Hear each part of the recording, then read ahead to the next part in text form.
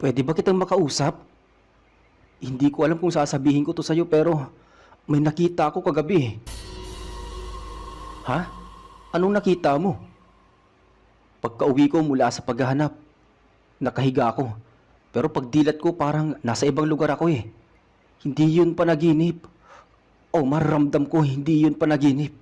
Yung lamig, yung hangin, yung lupa. May mga puno sa paligid pero kakaiba. Kumikinang ang dahon. Tapos nandun si Noel, nakatayo siya. Tinitingnan ako. Pero hindi siya nagsasalita. Sigurado ka bang panaginip lang yun? Hindi ako sigurado pare. Pero ang sunod na nangyari, may lumapit na babae sa kanya. Maputi, mahaba ang buhok. Hindi ko makita ang muka. Hinawakan si Noel sa balikat. Tapos, yun, bigla akong nagising. Nanginig ang katawan ko. May pawis ako kahit malamig. Bago po natin simulan ang buong kwento, kung bago pa lamang po kayo dito sa aking channel, iwag niyo pong kalilimutang mag-subscribe, like, share, and comment. Malaking tulong po yun. Maraming salamat. Umpisahan na natin ang kwento. Magandang gabi po sa inyo.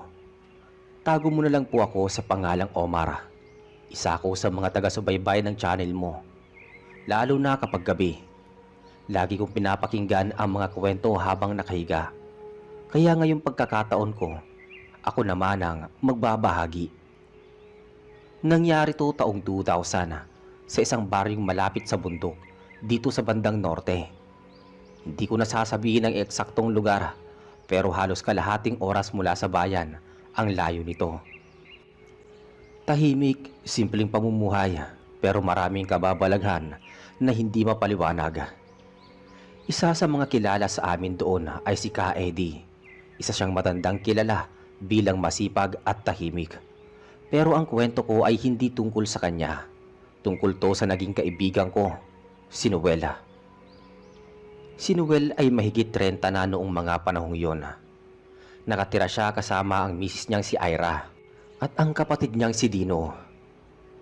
Simple lang ang buhay nila. Nagtatanim si Noel ng gulay. Si Ira nagtatahi at si Dino naman minsay tumutulong sa pamumulot ng tuyong kahoy para ibenta. Pero ang totoo, madalas nagiinom si Dino kaya laging si Noel ang nagtataguyod sa pangangailangan nila. Isang gabi habang nasa tindahan kami ni Noel, may bigla siyang nabanggit. Napansin mo bang parang nagiging mas maganang buhay namin? Sabi ni Noel. Teka, anong ibig mong sabihin? Hindi ko alam kung paano ko ikwento. Pero may kakaibang nangyari sa akin eh. Ilang linggo lang ang nakakalipas. Nagkatinginan kami. Tila ba may laman ang salitang binitawan niya. Nilapitan ko siya ng bahagya at sumenyas ako nga. Tumuloy siya sa kwento. Ganito kasi yun. Gabi yun eh. Galing ako sa taniman. Hating gabi na halos. Napilitan akong gabihin kasi inabutan ako ng malakas na ulan. Habang pauwi ako, doon sa may bandang ilog may nakita akong ilaw. Hindi normal na ilaw, kulay asul. Tapos, parang may humahaplos sa batok ko. Hindi malamig, hindi rin mainit. Basta parang may nagtulak sa akin na puntahan yung ilaw. Eh di sana, kinuha ka na ng engkanto. Yun na nga eh, wala akong maalala pagkaraan nun. Pero paggising ko, nasa kama na ako. Basa ang damit ko pero tuyo ang katawan. May hawak akong malit na supot, kulay berde. May lamang parang abo. Pero di ako natakot noon eh. Iniwan ko lang sa may altar sa bahay. Tapos kinabukasan, nagsimula nang dumating ang swerte. Dumobli ani namin sa tanim. May nag-alok sa misis ko ng mas malaking bayad sa pananahi. Tapos si Dino, biglang nakakuha ng trabaho sa bayan. Hindi ko alam kung dapat ba akong matawa o maniwala kay Noela. Pero kitang-kita sa mata ni Noela na hindi siya nagbibiro. Akala ko nga nagkataon lang, Omar. Pero gabi-gabi nananaginip ako ng boses babaeng mahina ang tinig. Lagi niyang sinasabi, alagaan mo raw ang regalo ko. Ganun sabi niya. Huwag mo kakalimutan ang kasunduan, sabi pa nun. Napatayo ako bigla. Ah? Anong kasunduan? Yun ang hindi ko alam eh. Ilang araw ang lumipas. Lalo akong naging interesado sa nangyayari sa kanila. Sinasadya ko na silang puntahan tuwing hapon. Nakikita kong unti-unting lumuluwag ang buhay nila. May bago na silang motor. Nagkaroon ng masasarap na ulam sa hapag. At si Dino naman ay bihira na lang maglasing. Pero isang araw, pagdating ko sa bahay nila, nakita kong nakaupo si Ira sa may pintuan. Namumugto ang mga mata. Hindi pa siya nagsasalita pero alam kong may masamang nangyari. At ang sabi niya, "Si Noel nawawala." Ha? Anong nawawala? Pumunta raw sa taniman kagabi pero hindi na nakauwi. Ang mas nakakakilabot pa, nakita ng isang magbubukit na naiwan sa lupa ang suot niyang tsinelas na may dugo. Si Noel nawawala. Parang bumigat ang paligid. Nakatingin lang ako kay Ira habang iniisip anong klaseng dahilan para mangyari yun. Hindi ako makapaniwala. Isang araw, ang pagitan mula sa kwento ni Noel tungkol sa engkanto. Tapos ngayon ganito. Sino pa nakakaalam? Nagsumbong na ba kayo sa barangay? Tumango si Ira. Kaninang umaga pa, pero sabi nila baka daw gumala lang. Pinapahanap pa. Maya-maya, lumapit si Dino. Pawisan halatang puyat. Umalis ako kagabi, kaninang alas 5. Hinahanap ko siya sa may ilog, doon sa may palayan, pati sa may looban. Wala talaga. Parang naglaho, ni bakas wala talaga eh. Hindi na ako nagsalita pa. Tinapik ko lang si Dino sa balikat saka ako umalis saglit para tumulong sa paghahanap. Bitbit ko ang flashlight na luma at kutsilyo kong laging nasa motor. Di ko rin maintindihan pero may kutob ako na noon pa man na hindi basta-basta ang nangyari kay Noela. Mga bandang alas 10 ng gabi, bumalik ako sa bahay nila. Nakaupo sa may paso si Ira. Hawak ang rosaryo habang tahimik na umiiyak. Si Dino naman, nakasandal sa poste. Hawak ang kalahating bote ng gin. Hindi pa lasing pero halatang gusto niyang umpisahan. Saan kaya siya napunta? Bulong ni Ira. Baka may kinalaman sa mga panaginip niya. Sabi ko naman. Anong panaginip? Sabay tingin ni Dino sa akin. Hindi kaagad ako sumagot. Pinili kong hintayin lang si Ira ang magsalita. May kinuwento si Noel kay Omar nung isang araw. Tungkol sa ilaw na nakita niya sa babaeng bumubulong sa panaginip niya. Paliwanag ni Ira kay Dino. Yung sinasabi niyang alagaan mo ang regalo ko. Narinig ko na yun minsan eh. Akala ko inaantok lang siya. Singit ni Dino. Napatingin kami sa isa't isa. May katahimikang nakabibingi. Parang sabay kaming napaisip na baka guni-guni lang ang lahat. Baka may kasunduan nga na hindi niya alam na tinanggap niya. Kinabukasan, naghanap ulit kami kasama na ang ilang tanod, pati yung kapitan. Sinuyod namin ang taniman ni Noel pati ang kagubatan sa may likod. Mga alas 2 ng hapon, biglang may sumigaw. Nandito kami! May nahanap kami! Naguunahan kaming lahat papunta sa kinaroroonan ng sumisigaw. Doon sa paanan ng isang malaking punong balete, nakalatag ang punit-punit na kamiseta ni Noela. May bahid ng dugo ang kuwelyo at sa may gilid ng puno may mga ukit. Hindi salitang Tagalog, hindi rin mukhang sulat tao. Parang sinaunang letra na hindi ko mapaliwanag. Walang katawan, walang bakas kung saan siya pumunta. Sabi ng tanod. Umuwi kaming bitbit ang kamiseta. Walang makapagsabi kung anong posibleng nangyari. Ang mga matatanda nagsimulang magbulungan. Engkanto raw o kaya anino. Yung iba naman sinasabing baka napagtripan ng masasamang loob. Pero alam ko at alam din naming tatlo, Hindi basta-basta tao ang may gawa nito. Kinagabihan habang nakaupo ako sa bahay, may kumatok. Si Dino. Pwede ba kitang makausap? Tumango ako at pinaupo ko siya sa upuan sa labas habang nilalapag ang 2 tasa ng kape. Hindi ko alam kung paano sasabihin to sa'yo pero may nakita ako kagabi. Anong nakita mo? Pagka-uwi ko mula sa paghahanap, nakahiga ako. Pero pagdilat ko parang nasa ibang lugar na ako. Hindi yun panaginip, Omar. Ramdam ko yun, yung lamig, yung hangin, yung lupa. May mga puno sa paligid pero kakaiba. Kumikinang ang dahon tapos nandun si Noel nakatayo. Tinitingnan niya ako pero hindi siya nagsasalita eh. Sigurado ka bang panaginip lang yon? Hindi ako sigurado. Pero ang sunod na nangyari, may lumapit na babae sa kanya. Maputi, mahaba ang buhok. Hindi ko makita ang muka. Hinawakan si Noel sa balikat tapos bigla akong nagising. Nanginginig ang katawan ko. May pawis ako kahit malamig. Yun ba yung babaeng sinasabi niya? Baka nga eh. Pero teka, may sinabi pa siya sa panaginip ko. Boses niya mismo. Sabi niya, Dino, huwag kang lalapit. Hindi pa tapos ang kasunduan. Biglang tumayo si Dino. Parang hindi na mapakali. Uma, baka ako na ang susunod. Kalma ka lang. Hindi natin alam kung anong kasunduan yun at kung totoo ngang engkanto. Baka may paraan para makausap natin sila. Teka, paano? Hindi ako sumagot pero may naalala ako. May isang matandang babae sa kabilang baryo. Si Aling Berta.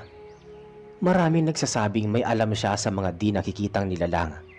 Kahit may mga nanlalait sa kanya, may mga bumabalik at nagsasabing gumaling daw sila o kaya'y natupad ang hiling. Doon ko naisip na pumunta. Kinabukasan maaga pa lang, nagpunta na kami ni Dino kay Aling Berta. Matagal naming hinintay na buksan ang gate. Pagbukas niya ng pinto, tinignan niya kami mula ulo hanggang paa.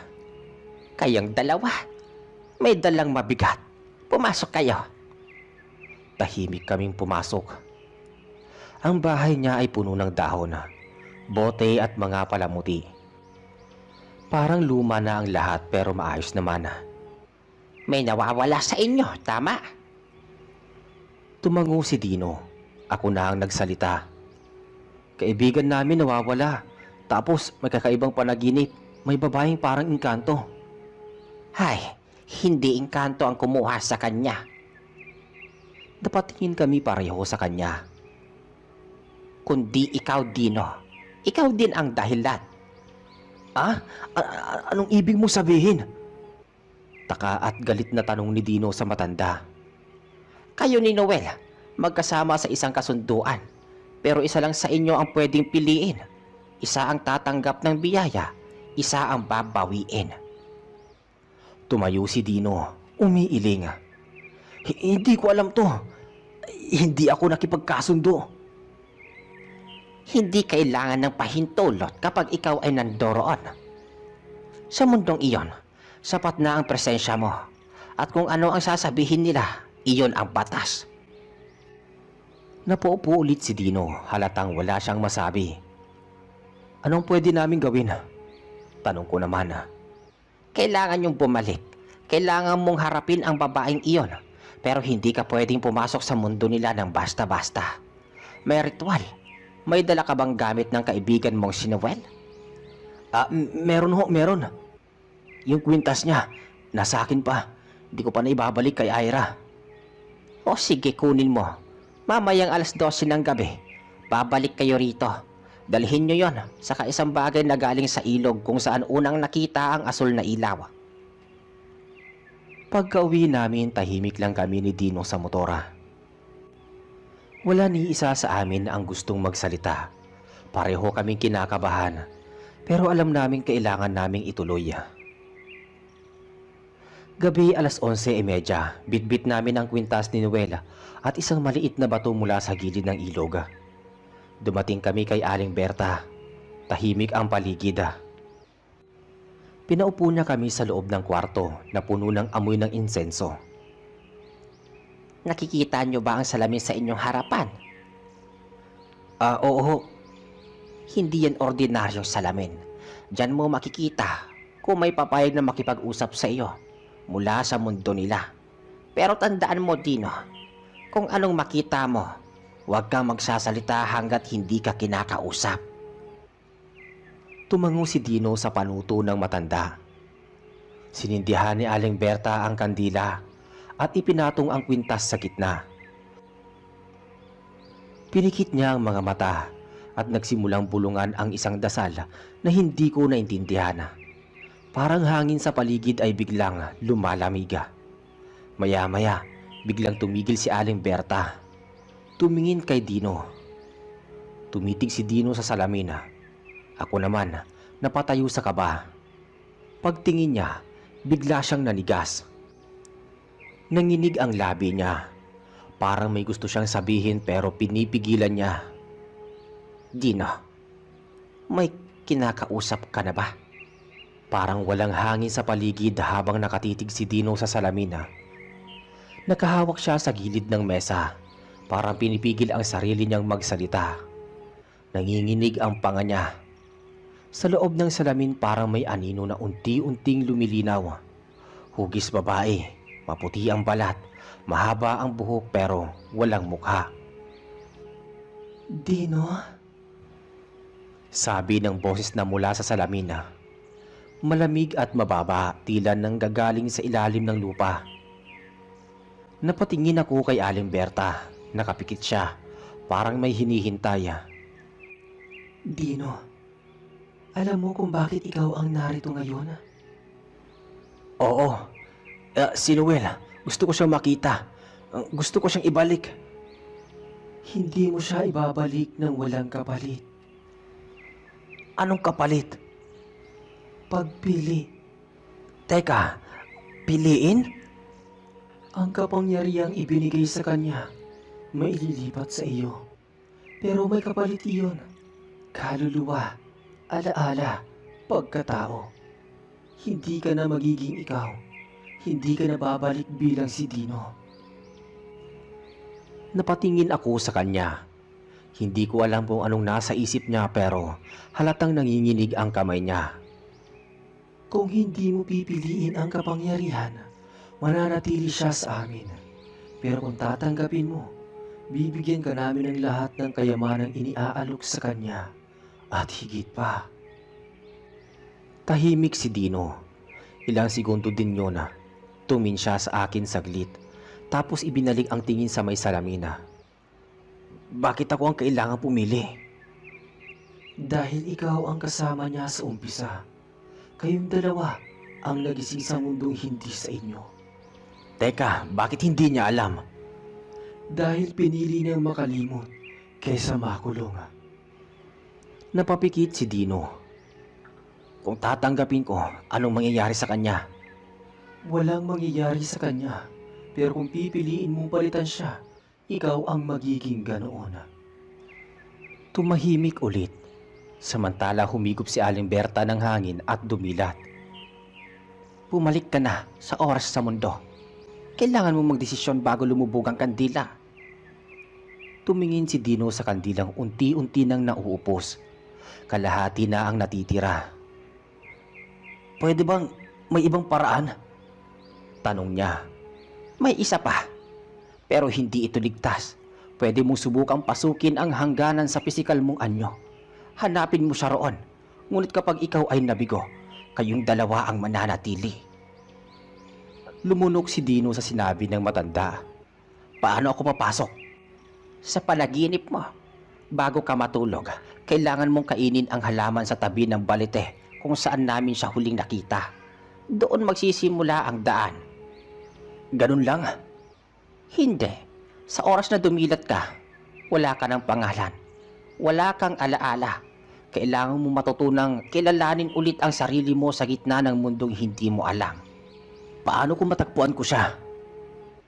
Pareho kayong kailangan makaalis bago sumikat ang araw. Isa lang ang daan pabalik. Kung isa man sa inyo ang maiiwan, pareho kayong maglalaho. Gagawin ko. Kahit mahirap, kahit hindi sigurado, kailangan ko subukan.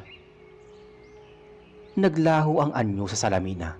Biglang lumiwanag ang paligid tapos nawala ang malamig na hangin. Si Aling Berta sumandal sa upuan, huminga ng malalim. Desidido ka? Oo, ngayon na. Gusto ko na siyang hanapin. Tumango si Aling Berta.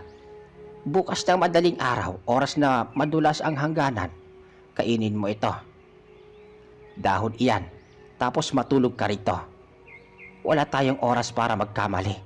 Kung may kulang sa ritual, hindi mo mararating ang mundo nila.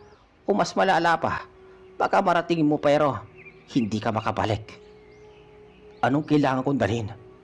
Wala. Lahat ng kailangan mo matututunan mong hanapin doon.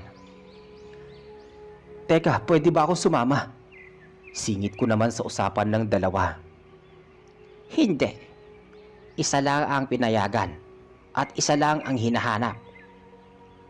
Umuwi kami ni Dino para maghanda. Di ko siya iniwan buong araw. Kinabukasan bago mag 3:00 ng madaling araw, bumalik kami kay Aling Berta. Sa may tabi ng bahay niya, may nakalatag na banig. Pinakain niya si Dino ng dahon. Mapait, berde, parang kulubot. Tumitig lang siya sa akin bago humiga. Kung sakaling di na ako makabalik, sabihin mo kay Ira, patawad. Walang mawawala bro. Wala, makakabalik ka. Sagot ko naman kay Dino. Pumikit na si Dino.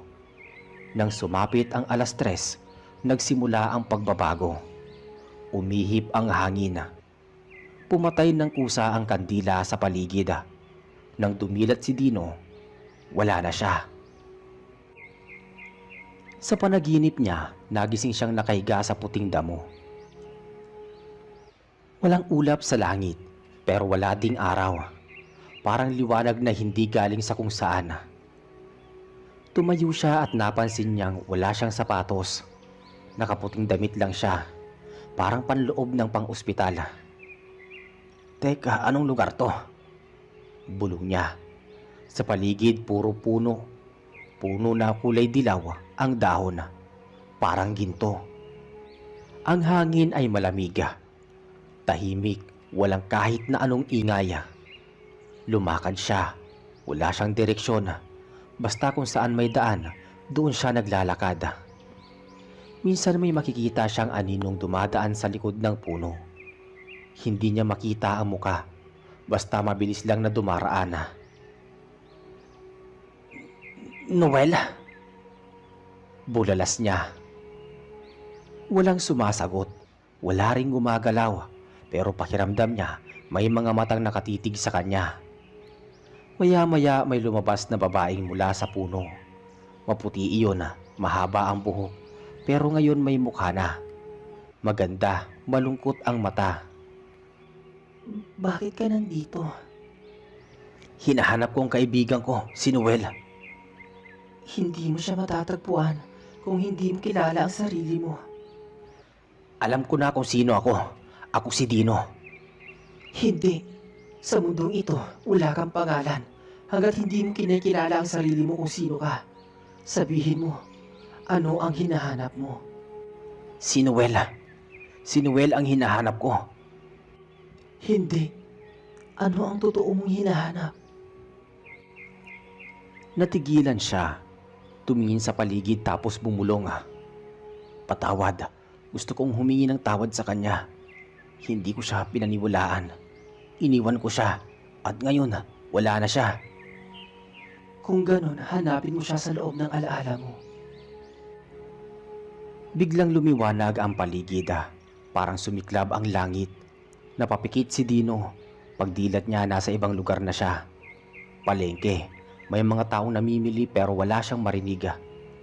Tinignan niya ang paligid. Sa dulo ng palengke, may batang lalaking nakatayo. May hawak na laruan. Noel? Ngumiti ang bata pagkatawag niya. Tapos tumakbo. Hinabol na ito. Paliko-liko sa gitna ng mga lumang iskinita. Hanggang sa makarating siya sa isang lumang silida. isang abandonadong classroom. Doon sa loob, may lalaking nakaupo. Nakatalikod, may hawak na piraso ng papel. Dino? Noel? Pagharap ni Noel, parang hindi ito tumanda. Mukhang 17 taong gulang pa rin. Katulad noong huli nilang sabay na naglalaro sa computer shop. Ngumiti ito pero halatang pagod. Anong ginagawa mo rito? Tanong ni Noel. Sinusundo kita. Teka, bakit? Dahil hindi pa tapos ang kwento natin. Umiling si Noel. Hindi mo ako dapat sinusundan. Pero salamat. May paraan pa para makabalik tayo. Pero kailangan natin magmadali. Tumayo si Noel. Alam ko ang daan palabas. Pero hindi ako sigurado kung bukas pa yon. Anong ibig mong sabihin? Sabi ni Dino. Kapag hindi natin narating ang hangganan bago magbukang liwayway, mawawala ang daan.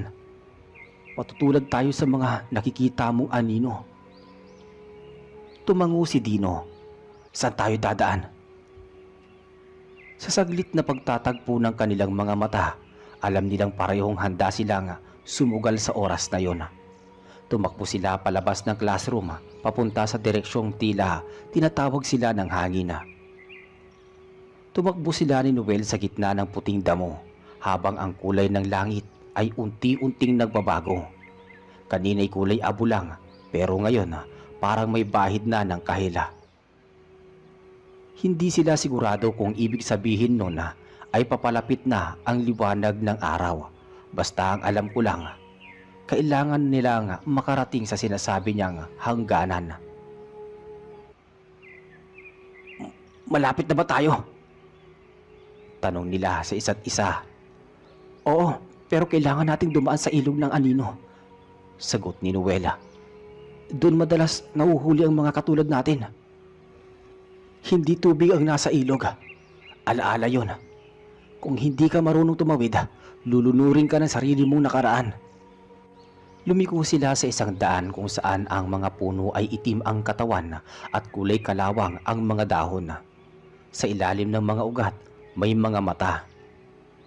Literal na mga mata, parang mga matang walang talukap pero sumusunod sa bawat galaw nila. Bilisan mo! Huwag kang tumingin sa mga mata nila. Anong mangyayari sa atin pag tumingin tayo? Babalikan ka nila sa mundo mo. Hindi na tinanong ni Dino pa kung anong ibig niyang sabihin. Nilakasan na lang nila ang takbo. Hanggang sa narinig na lang nila ang tunog ng tubig. Pero hindi yun parang ilog. Parang mga boses na nagsasalita na sabay-sabay. Mga boses ng sanggola, ng matanda, ng babae, ng lalaki. Parang sigaw na mahina. Parang bulong na malakas. Tumigil sila sa gilid ng ilog. Madilim ang tubig. Parang usok na may hugis likido. Ang pampang ay gawa sa puting bato. Makinis pero parang pumuputok sa ilalim ng bigat ng mga yapak. Tatawid tayo dyan? Tanong ni Dino at nag-aalangan. Oo, pero sundan mo ko. Wag na wag kang lilingon kahit anong marinig mo, kahit anong makita mo. Paano pag may humawak? Punitin mo ang imahe sa isip mo. Gamitin mo ang pangalan mo. Ang pangalan ko? Oo, paulit-ulit mong isipin. Ako si Dino. Ako si Dino. Huwag mo kakalimutan. Sabi ni Noela. Tumapak sila sa tubig. Hindi ito basa pero ramdam kaagad nila ang bigat. Parang may pumapasok sa dibdib nila. Parang may lumang sakit na binubuhay. Pagkaraan ng 3 hakbang, narinig nila ang boses ng kanilang nanay. Dino anak, tulungan mo ako. Lilingon sana si Dino pero agad siyang napapikit. Ako si Dino, ako si Dino, ako si Dino. Bulong niya habang patuloy sa paglalakad. May humawak sa braso niya. Mainit parang kamay ng batang umiiyak. Kuya, huwag mo akong iwan. Hindi pa tayo tapos maglaro, hindi ba? Hindi to totoo. Ako si Dino. Ako si Dino. Lalong lumalalim ang tubig. Umabot na sa bewang nila. Si Noel nasa unahan pero parang palayo siya ng palayo. May boses sa tenga ni Dino. Malapit na malapit. Hindi ka nila iniisip. Wala ka nang babalikan. Iwanan mo na sila. Ako si Dino. Ako si Dino. Ako si Dino. Hanggang sa unti-unting nawala ang mga boses. Nakahinga ng maluwag si Dino nang marating nila ang kabilang pampang. Napaupo sila sa lupa, hinihingal parang galing sa matinding takot at sakit ng loob. Teka, bakit ganun? Parang ayaw nila tayong makatawid. Kasi ang ilog na yun din ang pintuan pabalik. Kung makuha nila ang pangalan mo, hindi ka na makakabalik. Napatingin si Dino sa kanya. Ikaw, ilang beses ka nang tumawid doon? 2. Sa pangalawa, nawala ang boses ko. Akala ko di na ako makakapagsalita. Ngayon lang ulit. Pero ngayon babalik tayo, di ba? Tumango siya sa sinabi ni Dino. Basta marating natin ang hangganan. Nagpatuloy sila sa paglalakad. Sa daan may mga kakaibang nilalang na dumaraan. May mukhang tao pero ang katawan ay hayop. O minsan pabaliktad ang muka. Hindi nakatingin ang mga ito sa kanila. Parang wala silang pakialam. Pero alam mong hindi sila tao. Maya-maya dumating sila sa isang parang abandonadong simbahan. Napakarumi. May gumuhong kampanaryo. Sa loob may altar na may ilaw na kulay asola. Sa gitna ng altar may pintuan, hugis arko. Gawa sa ugat ng kahoy at sa loob nito ay parang langit na may ulap na umiikot. Yan ang hangganan. Sabi ni Noela, kapag tumapak tayo dyan, pwede na tayo magising sa mundo. Pero may bantay. Hindi pa man niya natatapos ang pagsasalita, may lumabas sa gilid ng altar. Matangkad na nilalang, halos 3 metro ang taas. Nakaitim at walang muka. May hawak na mahabang baston na parang ugat din ng puno. Bawat hakbang nito, naglalaglag ng alikabok sa may sahiga. Alam niya kung sino ang dapat makaalis. Kung hindi ka nakikilala ng daan, ikaw ang kukunin niya. Paano malalaman? Sa pagdaan sa ilalim ng arko. Kung makatawid ka, tanggap ka ng daan. Kung hindi. Teka, hindi ba't sinabi mo pareho tayong pwede makakabalik? Pwede, pero sa isang kondisyon. Pareho tayong kailangang buo. Walang mawawala sa pangalan. Walang takot, walang pagsisisi. Huminga ng malalim si Dino. Buong puso akong handang bumalik kasama ka. Ngumiti si Noela. Ako rin naman. Sabay silang lumapit sa arko. Habang papalapit sila, tumitig sa kanila ang bantay. Parang kahit wala siyang mata, kita niya ang kaluluwa nila. Huminto sila sa harap ng pintuan. Sabay tayo. Sige. Naglakad sila. 1, 2, 3 hakbang. Mainit ang paligid, parang lumiliyab ang hangin. Pero hindi nasusunog ang katawan nila. Nang makarating sila sa mismong gitna ng arko, biglang humuni ang baston ng bantay. Parang busina sa ilalim ng lupa. Umalingaw-ngaw iyon. Napalingon siya kay Noela. Nanginginig siya dahil may kulang. Ang tanong sa kanyang isipan ay ano? Pangalan ko. Hindi ko pa rin matandaan ang lahat. Sabihin mo. Hindi ko alam. Noel, anong apelyido ko? Sabi ni Dino bigla. Maya-maya pa biglang umangat ang baston ng bantay. Tinutok sa kanya. Noel, sabihan mo ko. Kahit nickname lang, anuman. Dino pala ang pangalan ko. Dino! Pagkasabi nun parang may sumiklab na liwanag sa paligid. Ang baston ng bantay ay bumaba. Tumigil ito at tumingin sa kanila at umatras. Kumislap ang buong arko, parang nahulog sila sa liwanag. Nagising silang basang-basa ang katawan. Nasa sahig sila ng bahay ni Aling Berta. Si Noel nasa tabi niya. Nakahandusay pero humihinga. Agad akong lumapit sa kanilang dalawa. "Bro, gising na." Dumilat siya at ngumiti. "Nakabalik kayo. Nakabalik tayo." Tumayo si Aling Berta. "Wala pa rin kayong kayamanan, pero ang pinili ninyo ay mas higit pa roon." "Hindi na namin kailangan yon," sabi ni Dino. Tinulungan kong tumayo si Noela. Nakayuko siya, parang pagod na pagod. Pero malinaw ang mga mata niya. Parang wala na ang bigat na matagal niyang dala. "O saan tayo pupunta?" tanong niya. "Sa bahay mo. May naghihintay sa'yo doon."